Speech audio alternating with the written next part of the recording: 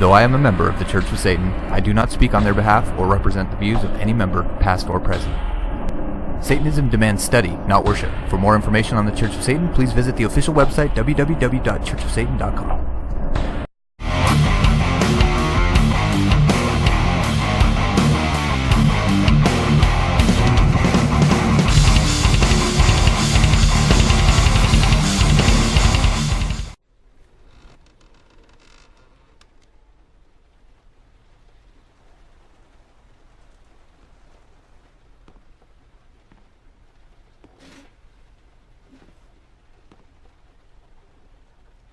Are you prepared to suffer to save your son?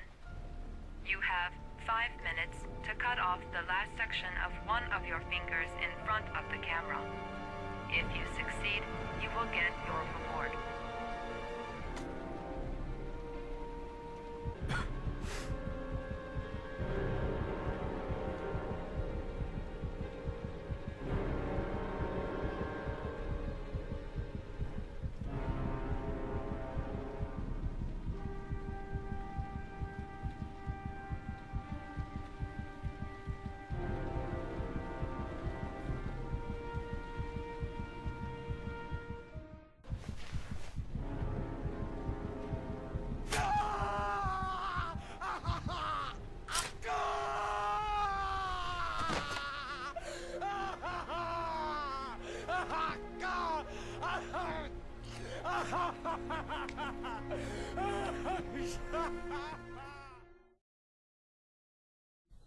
Welcome back to Idle Hands, your look at games and gaming culture from the third side perspective. Today we have something a little different for you. Released in 2010 from the studio Quantic Dreams, today's title is Heavy Rain. A masterpiece in interactive narrative, Heavy Rain weaves a tale of suspense and murder through 4 intersecting storylines. Each one is wholly unique and entirely dependent on you to see through to completion. This game explores many satanic parables. At the forefront, responsibility to the responsible, the well-being of children is huge, freedom of choice, total environments, addiction, murder, revenge, seduction. The list goes on and varies in many shades as ultimately each major choice, each character action, each dialogue choice is determined almost entirely by you. Beyond the scripted moments that move the storyline along, you are responsible for unraveling this tangled and twisted tale and, for better or worse, seeing it through to its dramatic conclusion. At the head of this cast of tragic figures is Ethan Mars, the face of the American dream turned depressed single dad after the death of his firstborn son. Ethan is on the edge of collapse, trying to make life bearable for his youngest son Sean, but Ethan is not all right. His counterproductive pride and refusal to get help leaves him vulnerable, with his son Sean caught in the middle of the turmoil as his father becomes more and more unstable. Thanks, Dad.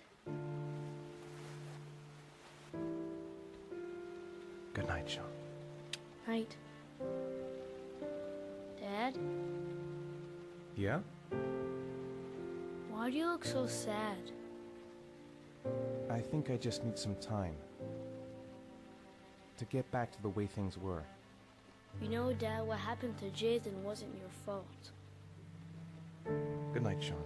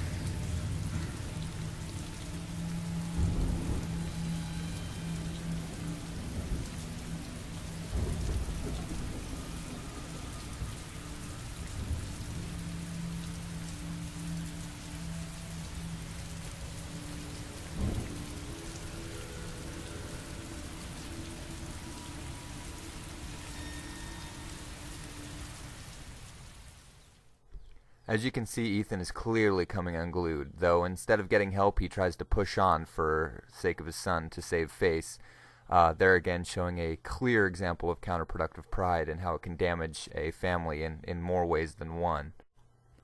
Beyond just panic attacks, Ethan is continually entering a fugue state that takes him completely out of place and time.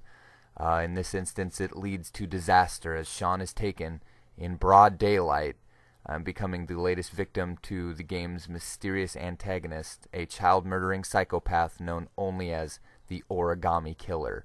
Named for the origami keepsakes he leaves at each scene of the crime, and with each victim he leaves behind.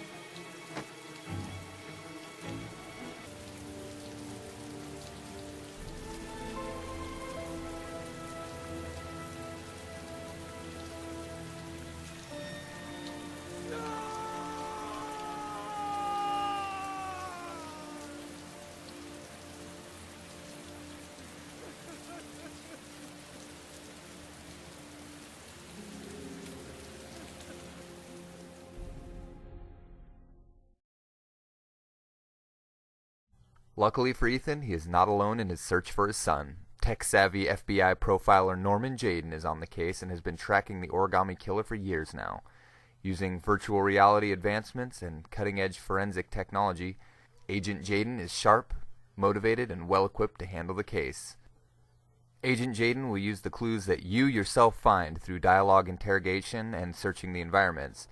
This is where the proverbial rubber meets the road and the clues come together to see if you can solve the disappearances in time to save Sean. If you ever wanted to live out your dreams of being a crime scene investigative unit, well, this is your chance. This game is pretty robust, and there again, any clues that you miss through the narrative or through playing through the game, you actually miss and are not available in these scenes for Agent Jayden to put together. It keeps you on the edge of your seat, and as we all know, requires that study, not blind worship or just following the storyline.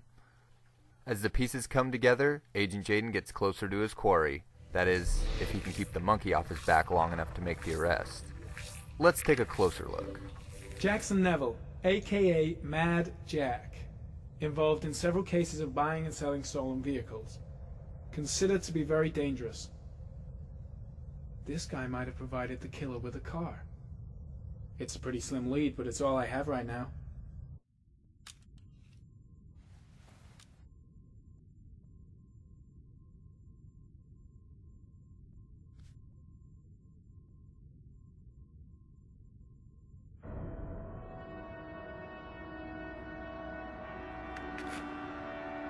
Oh, one last thing, sir.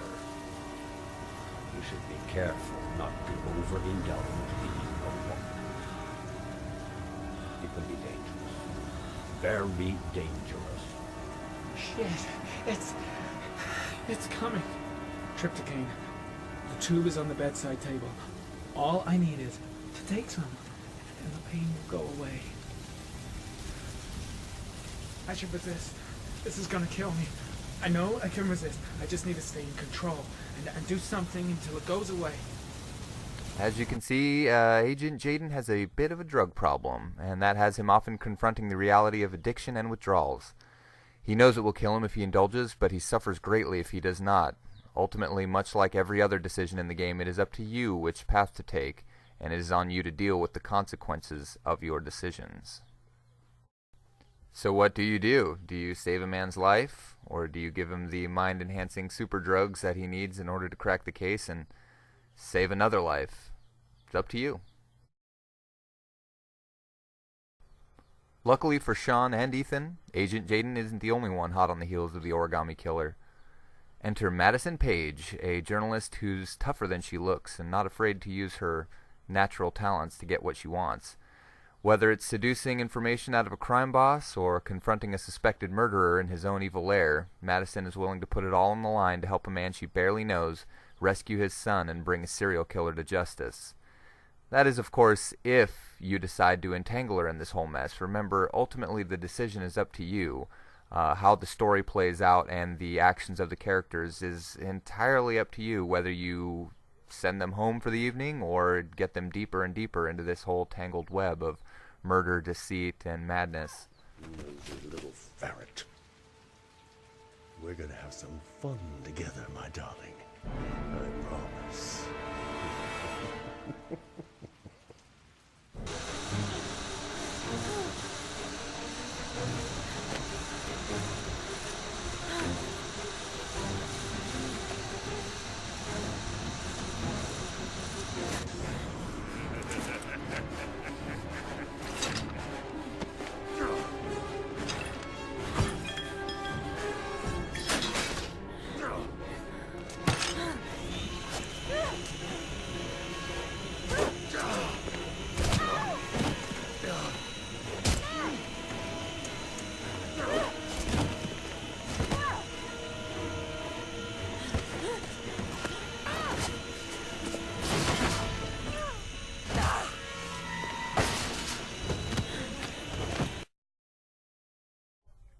And finally on our roster of main characters, the aged private detective Scott Shelby. Straight out of the noir glory days of Bogart, Scott Shelby has been hired by the families of previous victims of the origami killer to find the rampant psychopath and bring them to justice. Scott Shelby is probably one of the more dynamic characters, as he is a man with a deep history and a past rooted firmly in the history of the origami killer as well. His mission is not just one of mercy, not just for the money, it's personal, and he's willing to go to any lengths to get what he needs. He's tough, he's cynical, but he identifies with the victims and their families and their plight in so many ways. As a result, he gets deeply enmeshed in the case, and as a result, this could be the biggest case of his life. It could also be his last. Lauren, open up, baby. It's me. Troy, what are you doing here? I already told you I don't want to see you anymore. Sorry, Dal, but I really wanted to see ya.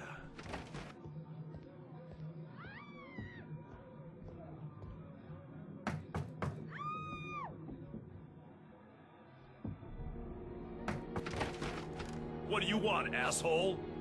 Lauren, is everything all right? She's just swell. Now beat it, loser!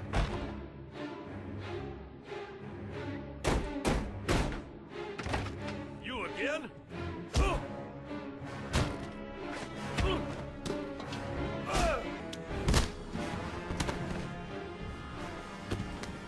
I'll see you again, asshole. Are you alright? Better than him, I guess. Who is he? An ex-client who thinks he owns me. He was getting violent, and I told him I didn't want to see him anymore. Well, you should be careful. He'll probably be back. Sorry about the mess. Mr. Shelby, Yeah. thanks. Despite the best efforts from all involved, the responsibility still falls squarely on Ethan, who is challenged again and again to prove himself in a series of life-threatening challenges in order to save his son. You have reached your destination. Are you ready to show your courage in order to save your son? Listen carefully. Take the highway and drive against the traffic for 5 miles. If you haven't reached your destination in 5 minutes, you will have failed. Overall, as you can see, the gameplay takes second stage to the narrative. Most scenes in the game are conversational, requiring you to pay close attention to the scripting for minor details to be remembered later. with the action usually playing out through quick-time events or moments requiring precise and rapid inputs from you to succeed.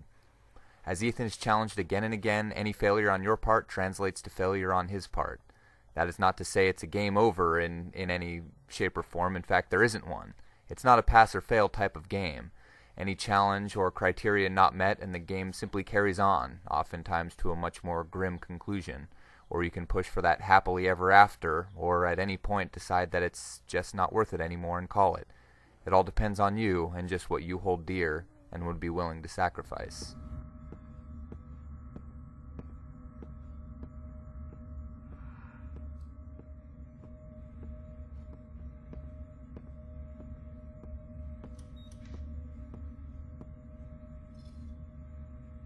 The last trial. The last question. Are you prepared to give your life to save your sons? There is a deadly poison in this vial. It will kill you in exactly 60 minutes. If you drink it, you will get the last letters of the address. You will have enough time to save your son and say goodbye to him, but then you will die. You can drink the vial or decide to leave. The choice is yours.